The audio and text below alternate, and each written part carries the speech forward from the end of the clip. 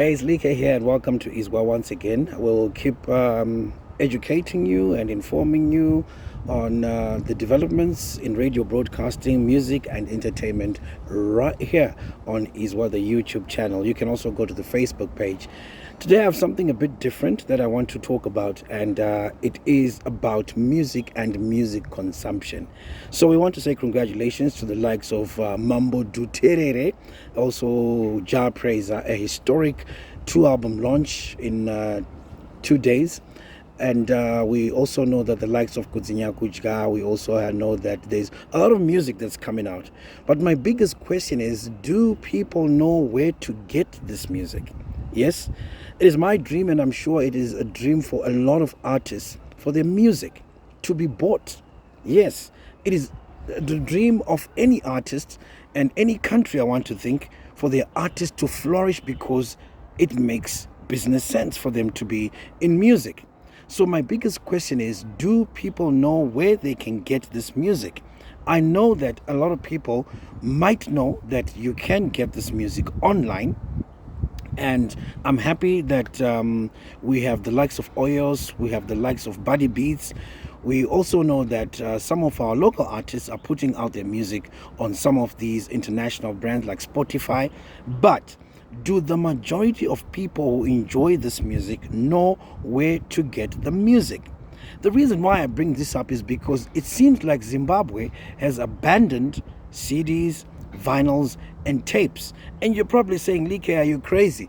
Are you talking about vinyls, cassettes, and CDs in 2023? Yes, I am. And I'm thinking that we should revive that tradition of getting music on hard copy, on physical copy. Why do I insist on this? Now, first of all, before I get into a very interesting story that I'd like to share with you, that will contribute immensely on this discussion. Remember, you can also send your comments and questions about this issue that I'm bringing up.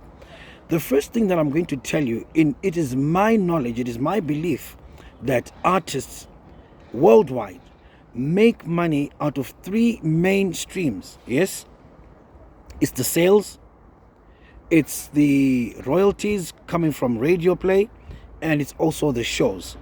These are the 3 main ones. Of course, some do merchandising, some do other stuff that bring in money. But the 3 main streams that I am aware of is the sales, the royalties from radio play, and also the live shows. Now, it will be very, very factual to say a lot of artists in Zimbabwe depend on live shows, but not all of them are able to do live shows or even get audiences enough to pay them. So we go back to the issue of sales. We do know also that some radio stations are paying the royalties and they do get their monies. There's issues there, but it's something that we can say for another day. Let me go to the issue of sales. And I had brought up the issue of Zimbabwe abandoning CDs, vinyls, and tapes. Why do I say this? A day ago, I was watching France 24, and they had a very interesting news piece on how Americans have, for the first time in so many years, consumed music on physical copy, vinyl, CDs, and tapes at a very high level for the first time in decades. Now, I'll actually go to the article, and it is reported here by AFP, and it says vinyl records continued to translate their retro appeal into a steady resurgence, outselling compact discs last year in terms of units in the United States of America for the first time since 1987. Now let me read part of the story. It says revenues from the sale of physical records jumped 4% in 2022 to 1.7 billion, according to the latest report from the Recording Industry Association of America that was released on Thursday. Consumers snagged 41 million vinyl units last year compared to 33 million CDs, an eye-popping reversal of trends. Vinyl's popularity has grown steadily in recent years, fueled by collectors and fans nostalgic to the warm crackle that emanates from side A and side B. Maybe I'm a 2000, we will not be able to understand this. Revenue from physical records had already started surpassing CDs as of 2020. But this is the first time in more than 3 decades that more vinyl units were sold than their compact counterparts. Still, streaming remains king though. Services including paid subscriptions and ad-supported platforms grew 7% to reach a record high of 13.3 billion in revenue, according to 84% of the total. Paid subscriptions comprise the lion's share, accounting for 77% of streaming revenues and exceeding 10 billion for the first time.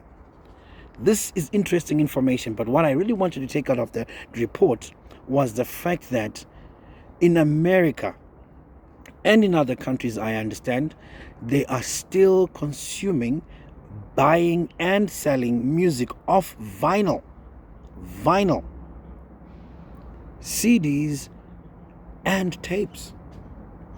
So why don't we resort to the same thing? Because the main issue here is people might not be aware of where to get the brand new Mambo Duterere, the brand new Trevor Dongo, the brand new Aishal, the brand new Holy 10, the brand new Jah Praiser, the brand new CD, the brand new songs or single coming from any of our artists. And this will result in them just getting music shared on USB, maybe illegal downloads, because they do not know where to get it. I do know that there's a good size of people who I know who want to support artists by buying their music, but the issue is they do not know where to get the music.